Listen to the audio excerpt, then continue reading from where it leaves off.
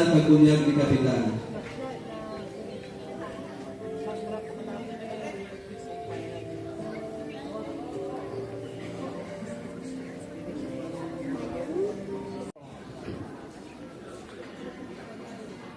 Tapos na kami pagpapabeto. Oo.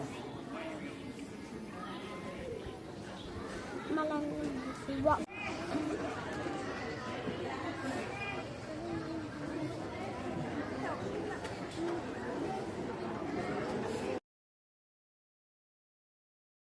His family.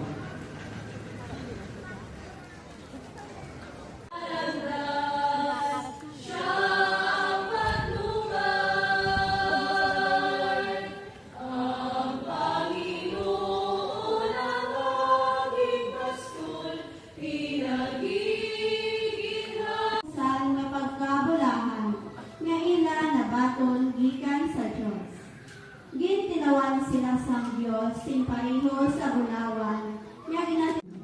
Ang isa ka pinili sang humay, hindi magdamo, kundi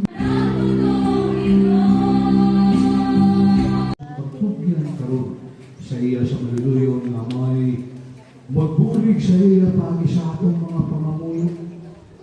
Nanginanak siya sa Diyos pagi sa ihatag sa iya o Ginoo kapawayan nga dayon, nagkabay nga mag-iwag sa iya sa gihapon ang imong kasama.